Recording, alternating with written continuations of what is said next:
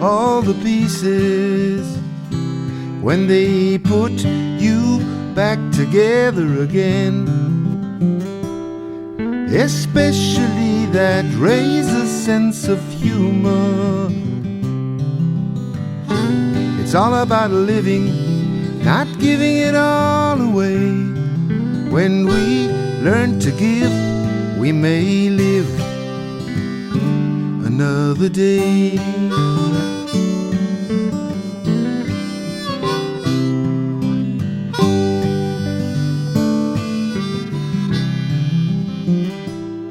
So now that you're back in pole position, all the ladies will be waiting round the bend, anticipating your acceleration. They're all about living, not giving any away. When they choose to give, you may live another day. And it's not necessarily fair. Somehow we all get there. So I pray that you'll never be defeated as you make your way across the stage. May I never see that look of disappointment again as you go on living, giving yourself away. Since you learned to give, we have lived another day. Driving into the parking area opposite Barristers in Newlands, which is packed as usual, I am shepherded by the attendant into a quasi-empty space which leaves my car protruding somewhat. "Are you going to the restaurant?" he asks. I say no, just nipping into the video store, won't be long. "Parfait," he replies. Yet another West African speaking French, English, and at least one home language. How did he get here? Where does he sleep? He stands tall, with clean face and clear eyes, confident. His clothes are inexpensive but neat, and I wonder where and how he washed and ironed them. He doesn't get all pay, which is the state dole. He's lean, but certainly not on diet, nor on antidepressants, nor is he tipple dependent. When I return, clutching my evening's entertainment, I give him 5 rand and actually make eye contact. I can see he knows exactly. I think I'm going to do this one rather.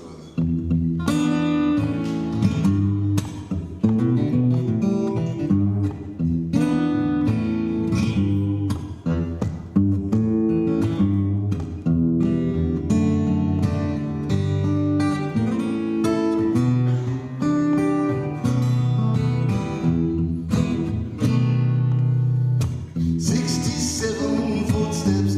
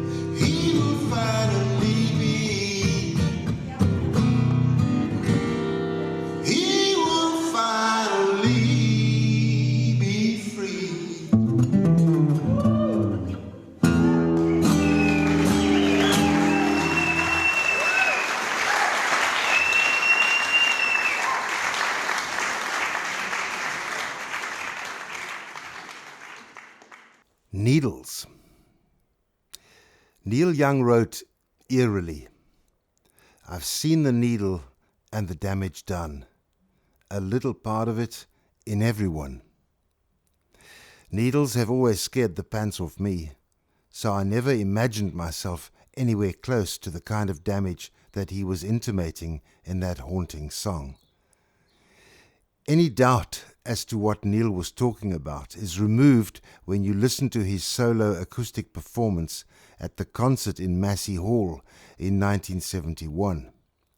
As it turned out, I did get pretty close to that edge on more than one occasion. The needle was the vehicle for my liberator from lymphoma, which had chosen me as its host a few years back. Lymphoma could almost be one of those new invented American girl names.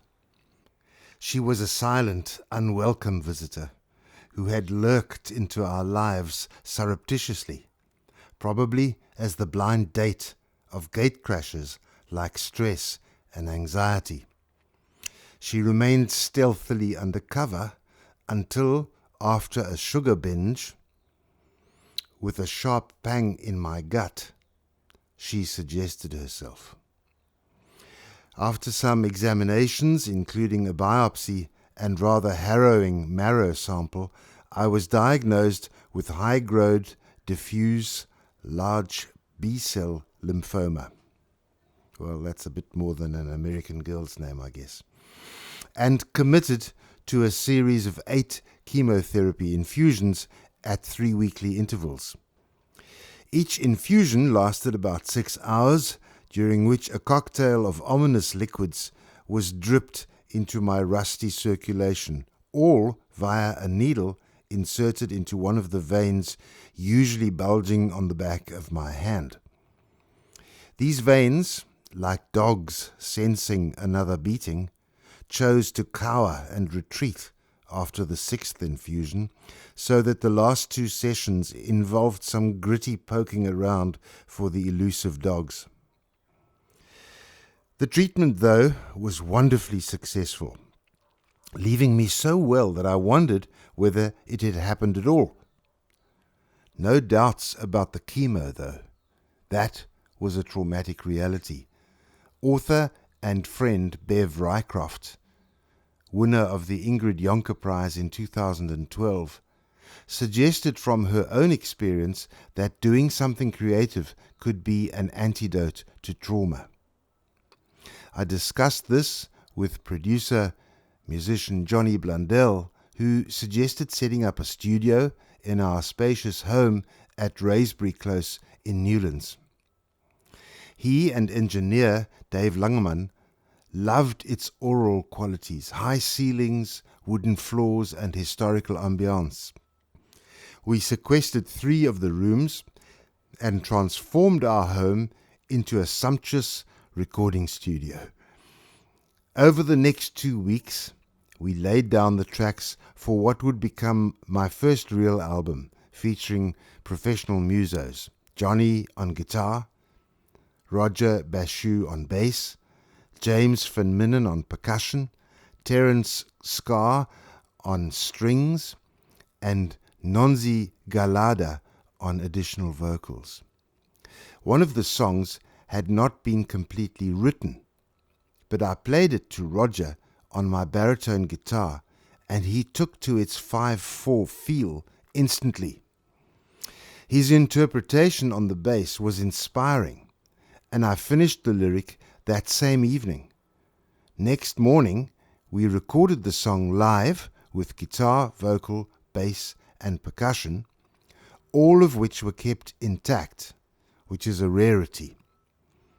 Later, Johnny added some additional guitar and truly haunting vocals by Nonzi, which define the song, I think. It became the title track of the album Leave Your Light On, which was released locally and in Europe, where it received good reviews and even some continuing airplay.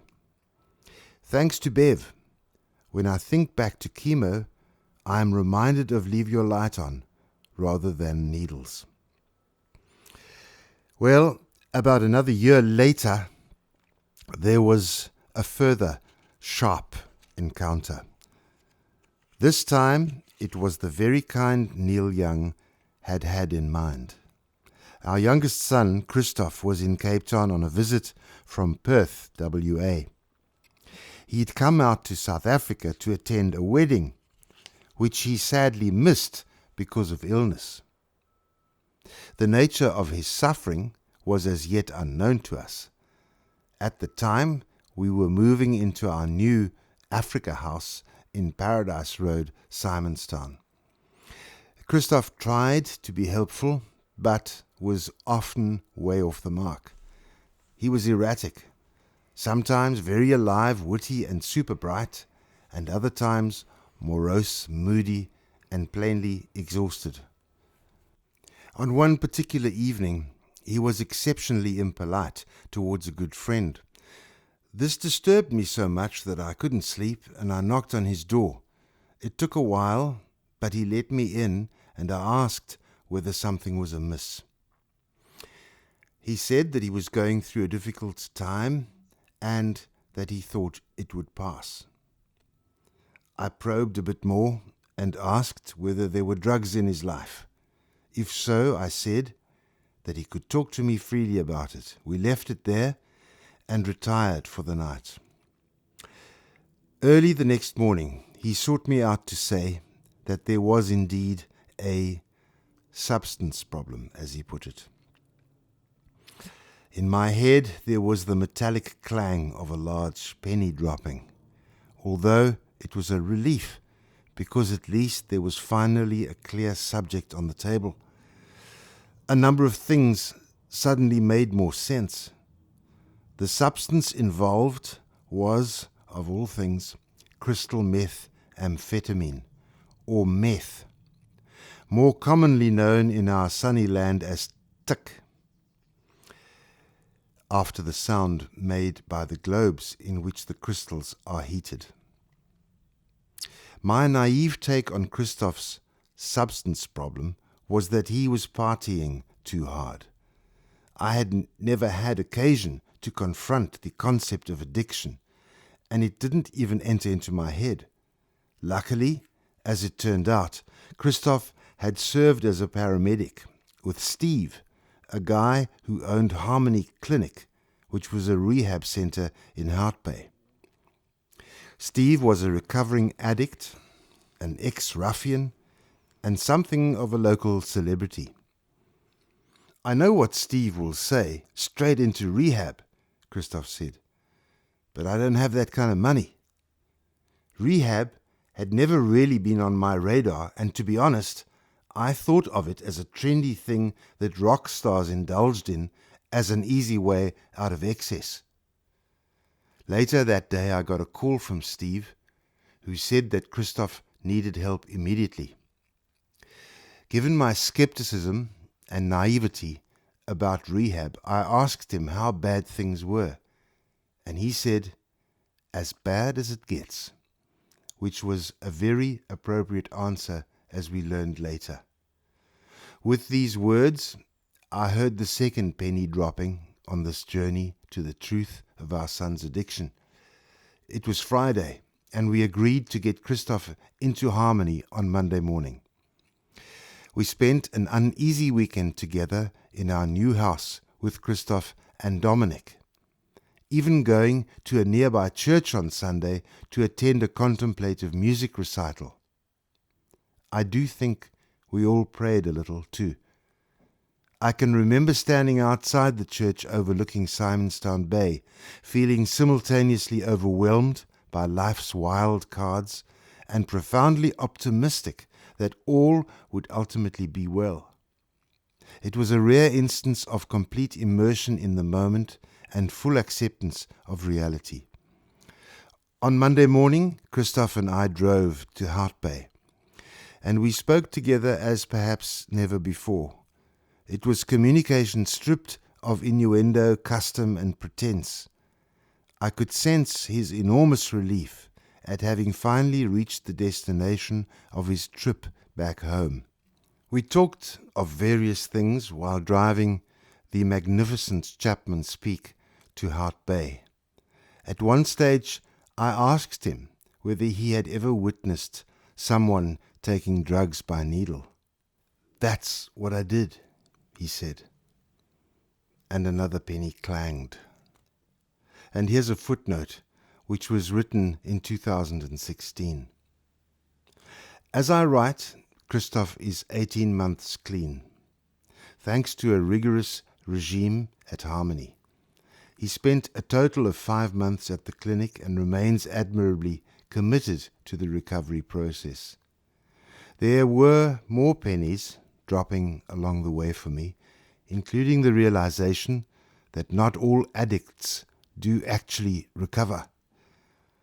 Although terribly scary, not all of the experiences were bad, and some have profoundly impacted my worldview for the better.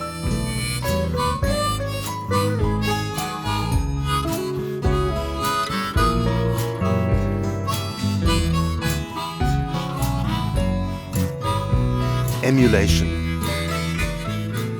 Well, with the benefit of hindsight, I might have known that our savings could have kept us afloat, provided we kept spending to a gentle hum rather than an Atlantic seaboard rock and roll. I might also have known that I am not a smose. I've never needed to be one, and in fact spent years at varsity precisely to be above such grubby endeavour. A friend introduced me to micro-milling.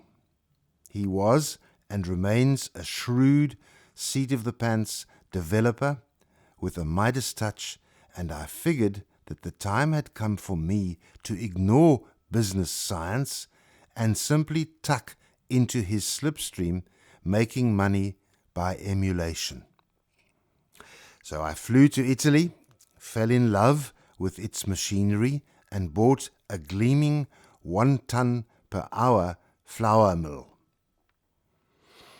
The concept was to locate this beast at Overberg Agri Cooperative in Caledon and produce specialized flour from surplus barley, which you would be able to get almost free from the adjacent malting plant. Unfortunately, this idea evaporated when the Overberg Agri Board, dominated by one of South Africa's milling giants, put a stop to it. If anyone was going to be milling barley on their premises as they saw it, it sure as hell wasn't going to be some newbie independent. And it was precisely then that I should have pulled out. Instead, my Lutheran commitment to purpose propelled me into months of searching for premises while paying a willing, expensive miller out of my own pocket. When we finally selected premises, not so much because of suitability, but for reasons of extreme time pressure, we started by milling imported rye, local barley, and Doppio Zero wheat flour, all under the optimistic banner of Il Molino Specialty Flours. Grain prices, of course, rocketed. Flour prices did not. Grimly, I paid rent, salaries, bought grain, and sold flour at ever-diminishing margins. Oh, it was dismal. And our only redemption was that my determination to ignore the advice people offered to trade our way out. Instead, I decided to sell the mill, lock, stock, and flip and barrel, with no thanks to any of my initial advisors. I managed to find a buyer in Gauteng at half my initial outlay. My small but plucky team dismantled the machinery and reassembled it in Johannesburg. I was wounded and down, but not quite out.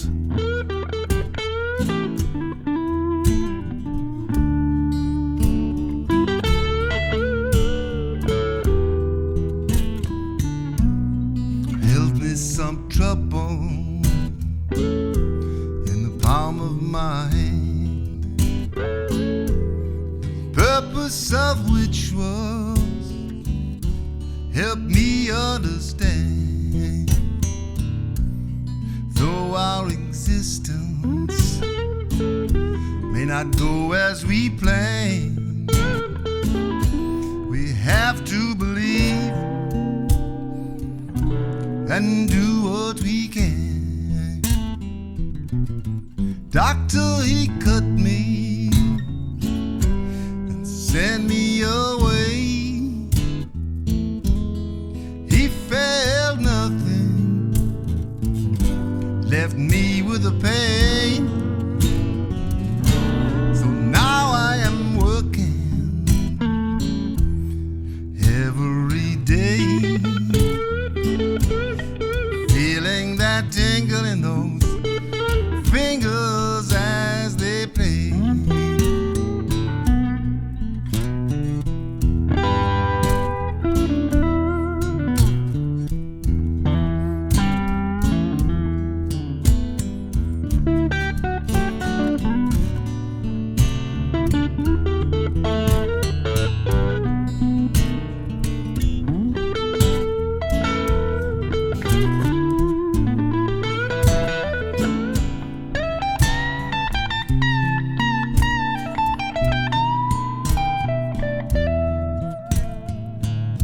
So if you have trouble coming in your front door, you may not be ready. Who knows what it's for? Here's some assistance, man to a man, to help you achieve and do what you can. People will cut you, look the other way. They give you nothing, no time of day, but just keep on working every day, feeling that tingle in those fingers as they play, feeling that tingle in my